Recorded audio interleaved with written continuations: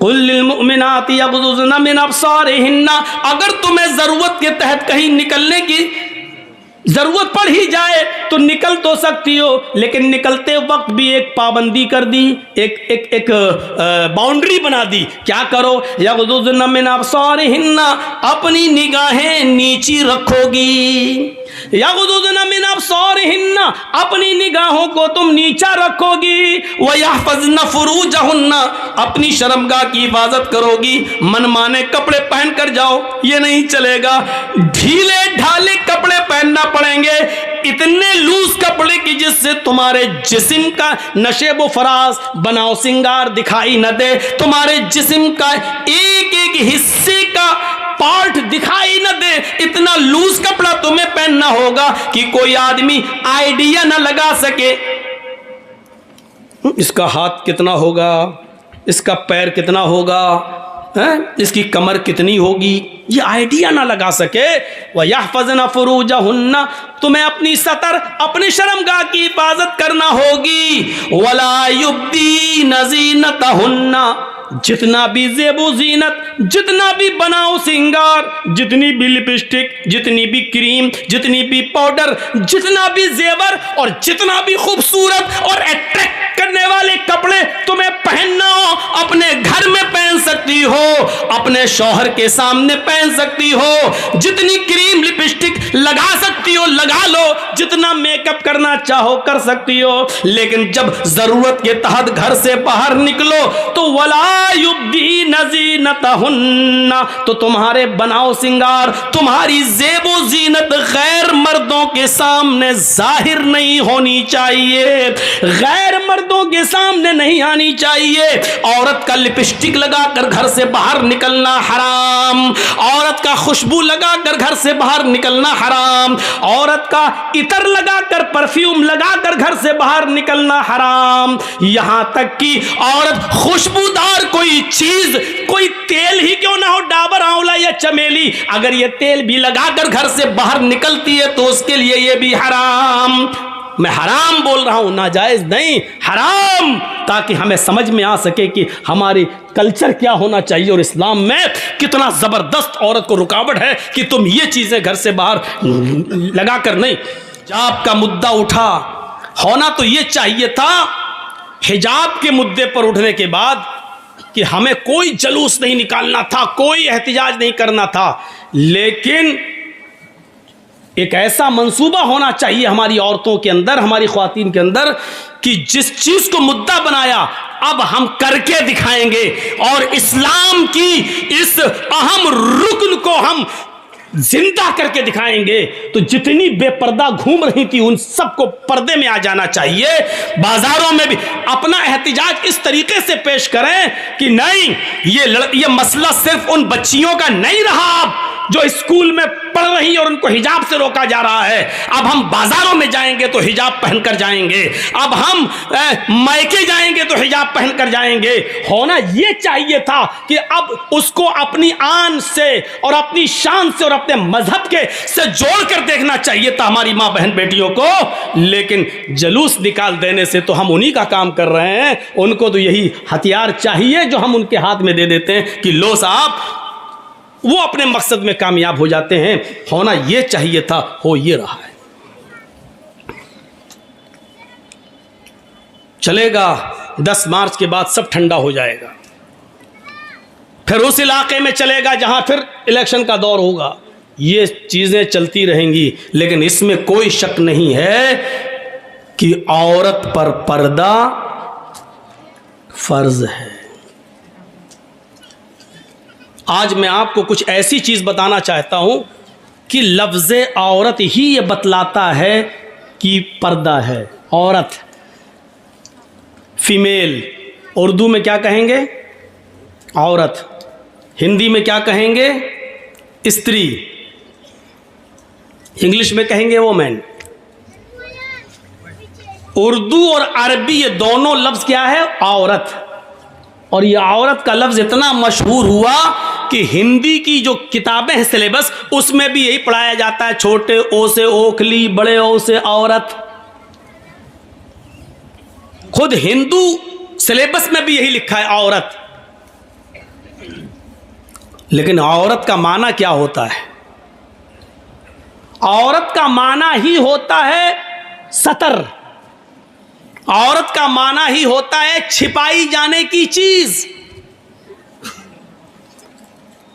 عورت کا معنی ہوتا ہے، کھل کر صحیح معنی بتا دوں، عورت کا معنی ہوتا ہے ننگا یا ننگی، اور ننگی چیز کو چھپایا جاتا ہے، جو چیز برہنہ ہو اس کو چھپائی جاتی ہے۔ تو عورت کے معنی کیا ہوتے ہیں؟ ننگا یا ننگی، اس کو چھپایا جائے۔ قرآن کریم کی آیت سے سمجھانے کی کوشش کرتا ہوں۔ ثلاثۃ عورات لکم، یہ ہے قرآن کریم کی آیت کا ایک ٹکڑا۔ دیکھیے عورت کا پلورل استعمال ہوا ہے، تھوڑی سی اسپیڈ ہماری ڈاؤن ہوگی، بعد میں ہم پھر اپنے لب و لہجے میں آئیں گے، پہلے سمجھ لیجیے۔ ثلاثۃ عورات لکم، عورت کا پلورل استعمال ہوا کیا ہے؟ عورات، عورت سنگولر اور عورات پلورل۔ تین وقت ایسے ہیں جو ننگے ہیں۔ اب بھونڈا ترجمہ اچھا نہیں لگتا ہے، اس لیے اس کا ترجمہ میں یوں کر رہا ہوں، ثلاثۃ عورات لکم، 3 ٹائمز، 3 اوقات، 3 وقت ایسے ہیں جو پردے کے وقت ہیں۔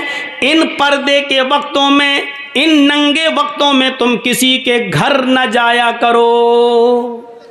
اللہ تعالیٰ نے، قرآن کہہ رہا ہے، اللہ تعالیٰ نے جو آداب سکھلائے ہیں کہ کسی کے گھر جاؤ تو پہلے دروازہ کھٹکھٹاؤ، جب وہ دروازہ کھولے تو سلام کہہ کے اندر جاؤ، وہیں پر اللہ تعالیٰ نے یہ بھی بتایا کہ 3 وقت ایسے ہیں جو پردے کے وقت ہیں، ان وقتوں میں تم کسی کے گھر نہ جایا کرو۔ اور وہ 3 وقت پردے کے وقت جو ہیں، جو ننگے وقت اوقات کہلاتے ہیں، برہنہ ننگے اوقات، وہ کیا ہیں؟ نماز فجر سے پہلے، پہلا وقت فجر کی نماز سے پہلے تم کسی کے گھر مت جاؤ۔ بھائی شوہر بیوی ہیں، لیٹے ہیں، آرام کر رہے ہیں، سو رہے ہیں، آپ کسی کے گھر اس وقت نہیں جائیے۔ منع کیا ہے فجر کی نماز سے پہلے کسی کے گھر جانے سے۔ نماز عشاء کے بعد کسی کے گھر مت جاؤ، 2 وقت ہو گئے۔ نماز فجر سے پہلے کسی کے گھر مت جاؤ، اور عشاء کی نماز کے بعد کسی کے گھر مت جاؤ، کیونکہ عشاء کی نماز کے بعد وقت جو ہوتا ہے وہ سونے کا وقت ہوتا ہے۔ ہمارے ہاں عشاء کی نماز کا وقت گلچھرے اڑانے کا وقت ہوتا ہے، کرکٹ کھیلنے کا وقت ہوتا ہے، پوری رات کیرم بورڈ کھیلنے کا وقت ہوتا ہے۔ اور خاص آپ کے ہاں نہ ہو، لیکن بڑے بڑے شہروں میں چلے جاؤ، جیسے ہم لکھنؤ کے ہیں، بمبئی وغیرہ میں چلے جاؤ، دلی، تو وہاں تو بڑا عجیب معاملہ ہے، اور رات دن شروع ہی ہوتا ہے عشاء کے بعد سے۔ واہ، 2 وقت ہو گئے۔ نماز فجر سے پہلے کسی کے گھر مت جاؤ، عشاء کی نماز کے بعد کسی کے گھر مت جاؤ۔ اور تیسرا پردے کا وقت کیا ہے؟ دوپہر میں، ظہر کی نماز کے بعد جب آدمی قیلولہ کرتا ہے، یہ قیلولہ سنت ہے۔ اللہ کے رسول اور آپ کے صحابہ کبھی قیلولہ چھوڑتے نہیں تھے۔ قیلولہ کا مطلب سمجھتے ہیں نا؟ دوپہر کا کھانا کھانے کے بعد تھوڑی دیر کے لیے داہنی کروٹ سے سونا، لیٹ جانا، آرام کرنا، یہ صحت کے لیے بھی ضروری ہے، تندرستی کے لیے بھی ضروری ہے۔ ہماری بھاگ دوڑ والی زندگی نے آج ہم کو اس سے محروم کر دیا ہے، ورنہ یہ سنت ہے قیلولہ۔ تو دوپہر میں قیلولے کے وقت تم کسی کے گھر مت جاؤ۔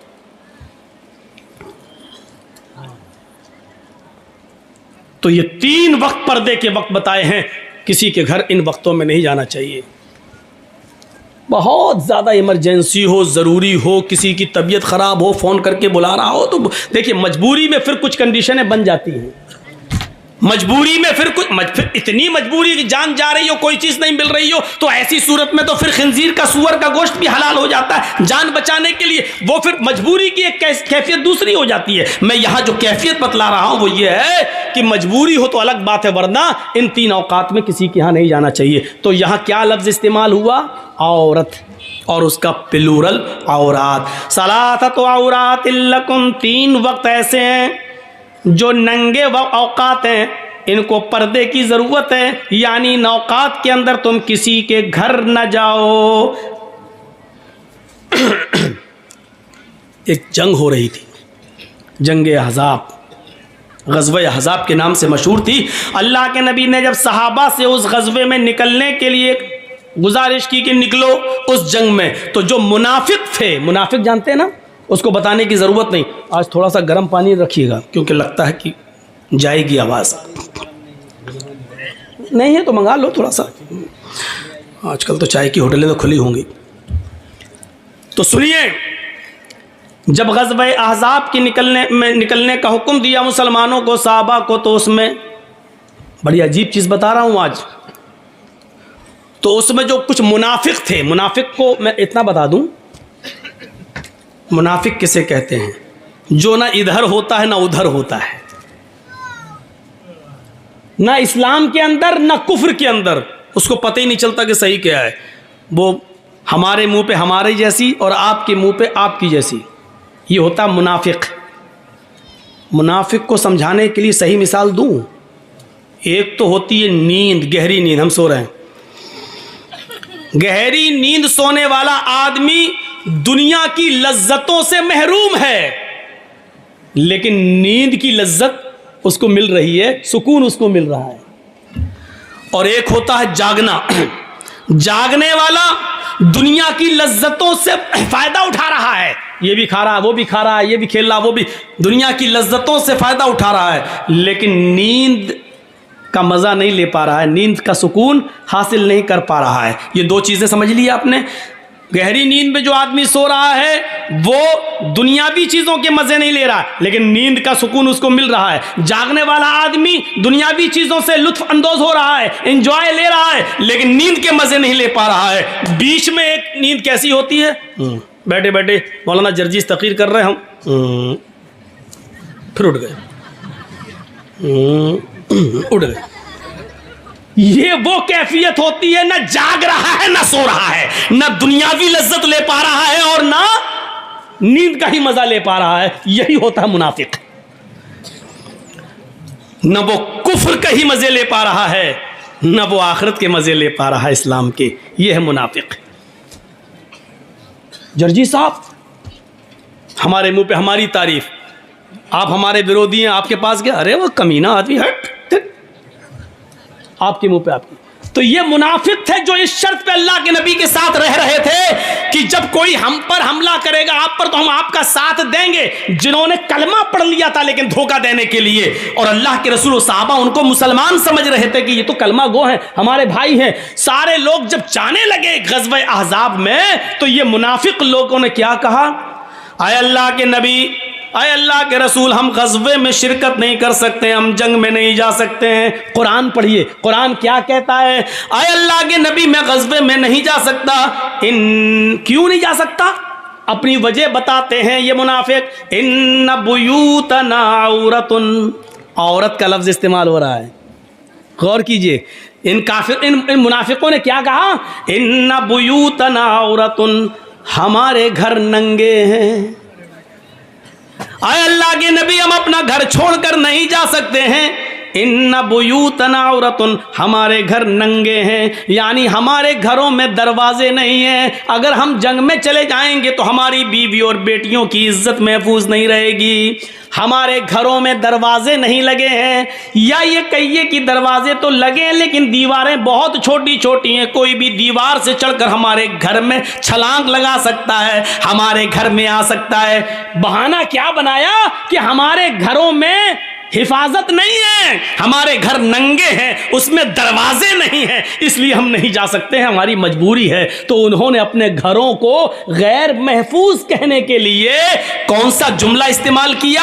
عورت کا ورڈ استعمال کیا جو قرآن میں آیا ہے، ان بیوتنا عورت، ہمارے گھر ننگے ہیں۔ عورت کا مطلب کیا ہوا؟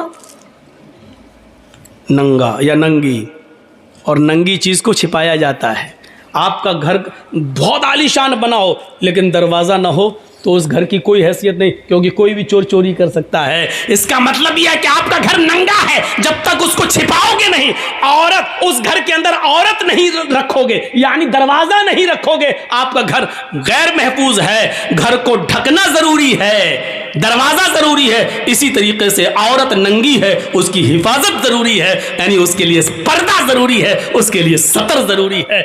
کہیے معظم پور و کلیہ چک اور ادھر ادھر سے آئے ہوئے لوگوں، اب کیا کہو گے حجاب کے بارے میں اور نقاب کے بارے میں؟ وہ تو اللہ بھلا کرے ان مدرسوں کا کہ جب سے یہ مدرسے کھلے ہیں تب سے ہمیں کچھ برقعے اور کچھ نقاب دکھائی دے جاتے ہیں، ورنہ نقاب ہے ہی کہاں۔ آج بھی ہمارے یہاں اوریانیت اور جہالت کا عالم یہ ہے کہ آج بھی ہمارے گھروں کی عورتیں گھروں میں نہیں، ہمارے محلوں میں بنے ہوئے تالاب میں نہاتی ہیں، اور ان تالابوں میں نہاتی ہیں جہاں سے مردوں کا گزر بھی ہوتا ہے۔ آج بھی ہماری جہالت اور ہماری اوریانیت اور ہمارے ننگے پن کا حال یہ ہے کہ ہم سمجھ ہی نہیں پا رہی ہیں کہ ہمیں گھر کے اندر جس عورت کے سر کا ایک بال تک دکھنا جائز نہ ہو، وہ ایسے تالاب میں نہائے جو سڑک پر بنا ہو، سڑک کے کنارے، اور جہاں مرد بھی گزر رہے ہوں اور عورتیں بھی گزر رہی ہوں۔ میرے پیارے ساتھیوں، اس کو ہم جہالت اور اوریانیت کے علاوہ اور کوئی دوسرا نام نہیں دیا جا سکتا، اس کو سننا پڑے گا۔ پرمپرا کہہ لو، رواج کہہ لو، لیکن پرمپرا اور رواج جب غلط ہو تو اس کو بدلنا چاہیے، اس کو چینج کرنا چاہیے، یہ بھی عبادت کا ایک حصہ ہے۔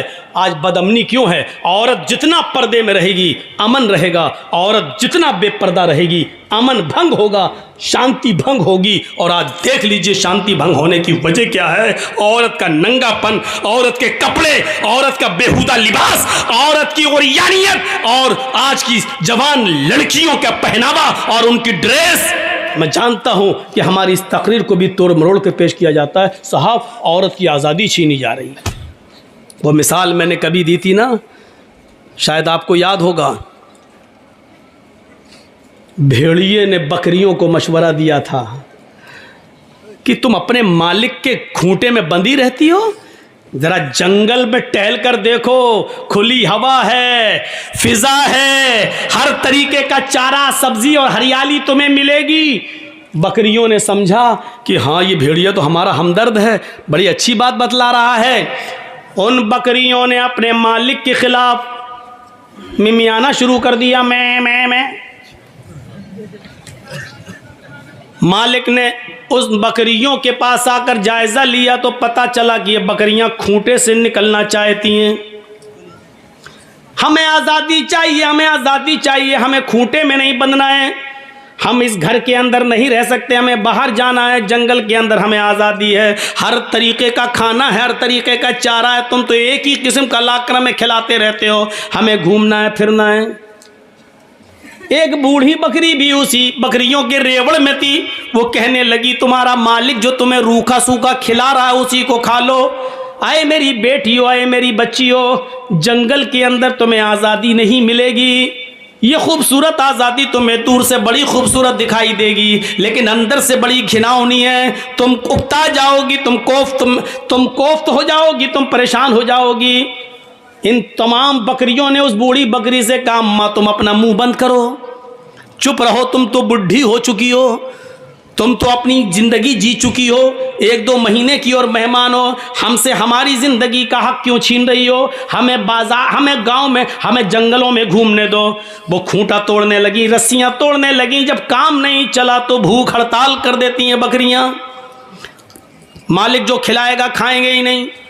مالک نے سوچا کہ ان کے بھوکا مرنے سے بہتر ہے ان بکریوں کو ان کی آزادی دے دی جائے جو مانگ رہی ہیں۔ مالک کو رحم آ گیا اور مالک نے ان بکریوں کی رسی کو ڈھیلا کر کے چھوڑ دیا۔ छलांग लगाती हुई, फलांगती हुई ये बकरियां जंगल के अंदर जाती हैं। जंगल के अंदर ये बकरियां जाती हैं, टहलती हैं, बड़ी खुली हवा आ रही है, देखो ये कैसी हरियाली लगी है, हम ये खाएंगे वो खाएंगे, यहाँ आराम से घूमेंगे फिरेंगे। बूढ़ी बकरी अपने मालिक को छोड़कर नहीं जाती है। 1 महीने की ही जिंदगी सही, लेकिन खैर व आफियत के साथ तो रहेगी। जैसे ये बकरियां अपने मालिक की आज़ादी उसके खूंटे से बंधन छुड़ाती हैं और जंगल में जाती हैं। जो भेड़िए आज़ादी बकरियों की बात कर रहे थे, जंगल की खुली फिजाओं में घूमने की बात कर रहे थे, वहीं पहाड़ी के दामन में वही भेड़िए छिपे हुए थे।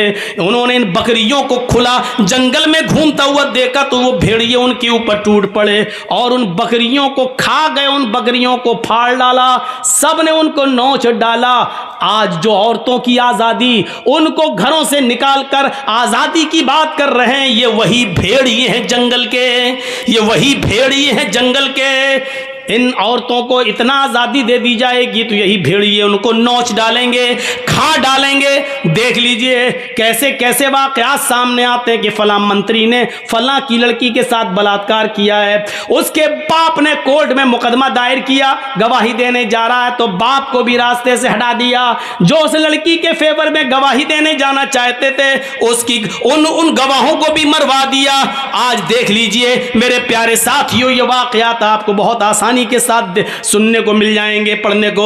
जो आजादी निस्वां, औरतों की आजादी का नारा लगाते हैं, वही छुपे हुए भेड़िए हैं जो इन औरतों की आजादी का नाजायज फायदा उठाते हैं। वरना बताओ कौन सा डिपार्टमेंट आज ऐसा है जो बदनाम ना हो और जहां लड़कियों को उनकी मर्जी के मुताबिक अगर कोई सर्विस या कोई नौकरी मिलती है और उनका जिस्म सही सलामत रहता हो।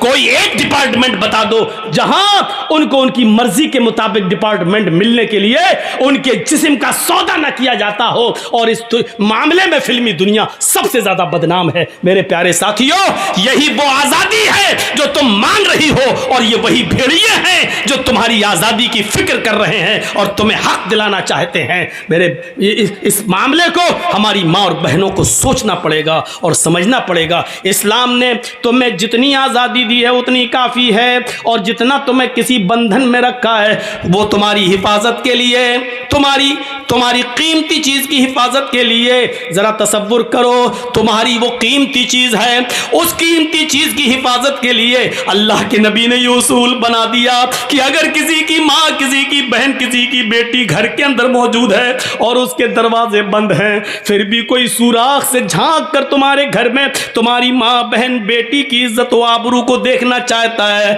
और तुम्हारी नजर उसके ऊपर पड़ जाती है कि कोई है जो हमारे बंद दरवाजे और बंद खिड़कियों के बावजूद हमारे घर की जासूसी कर रहा है, हमारी माँ, बहन, बेटी को तक रहा है, तो उस आदमी को हक दिया है कि वो दरवाजा खोले, चाकू या छुरी लेकर आए और घर की जासूसी करने वाले, ताक झांक करने वाले का मर्डर कर दे, उसको कत्ल कर दे तो कत्ल करने वाला गुनाहगार नहीं माना जाएगा।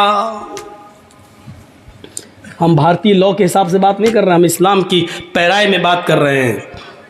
जरा तसव्वुर करो कि वो कितनी कीमती चीज़ है जिसके लिए इस्लाम इस बात की इजाज़त देता है कि अगर अपनी माँ, बहन, बेटी की इज़्ज़त व आबरू के बचाने के लिए अगर तुम किसी का मर्डर करते हो, कत्ल करते हो तो तुम कातिल नहीं लिखे जाओगे और अगर जवाब में उसने तुम्हें मार दिया तो तुम शहीद कहलाओगे। ज़रा तसव्वुर कीजिए